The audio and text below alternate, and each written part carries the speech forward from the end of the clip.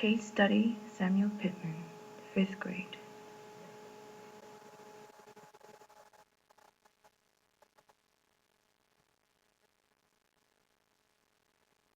Background. Samuel Pittman is in 5th grade, but his reading level is lower. He comes from a single-parent, middle-class family, as his father passed away when Samuel was 6. His mom is educated, but works a lot and doesn't have time to meet with a teacher. Samuel is very smart and very social. He likes basketball, football, and goes fishing with his older brother a lot. He loves to draw and enjoys looking at art or images. In fact, he can often be seen doodling instead of reading during quiet reading time. The teacher has all the students read what she picks, and that is for the homework. The book they are reading now is called Walk to Moons by Sharon Creech.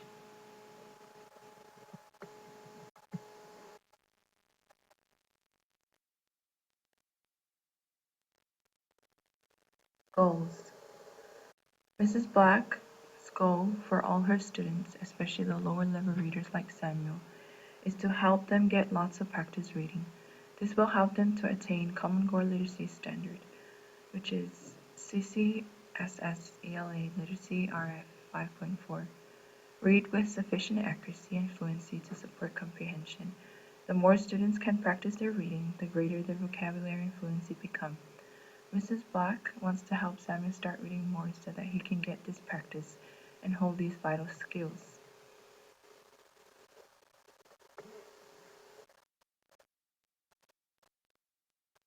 Scenario.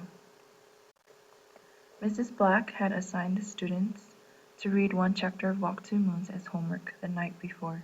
She also asked them to draw a picture in their reading journals and write how they feel at the book, in hopes to appeal to more visual learners like Samuel. To begin her reading lesson, she is discussing that chapter with the students. She asks questions that help her know who read and the understanding of the book. Mrs. Black asks, "Who was the main character of the story?" One student raises her hand and answers, "Saul." Correct, her nickname is Saul and her full name is Salmanka. Where is she from? Kentucky. Good. Mrs. Black notices that Samuel doesn't seem engaged with the lesson at all. She asks him, "Samuel, can you tell me where the setting of the story is?" Samuel hesitates for a moment and then says, her house? Mrs. Black responds, "Yes, some takes place there, but the important detail is that her new house is in Euclid, Ohio." Class, turn to your neighbor and discuss how Saul feels about living in Euclid.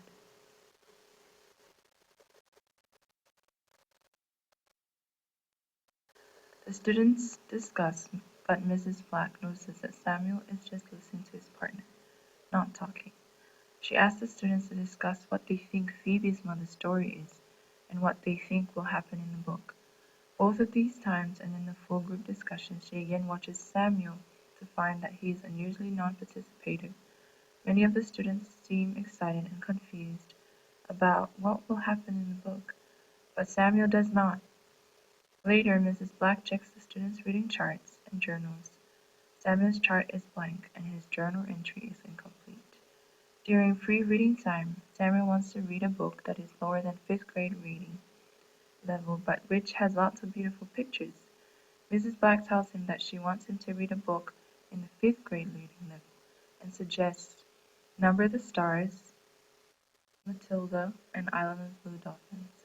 He takes Matilda and starts reading it, but soon just looks out the window and shuffles his feet during reading. Similar situations happen for a couple of days, and Samuel's reading chart and journal is still incomplete. Other than these few issues, he is still active in the other subjects the class is working on. Mrs. Black is discouraged about this. She emails Samuel's mom to make sure that he is doing okay and to explain the situation. His mom is very busy but says that she will try to help Samuel remember to read. She says that he has been acting normal.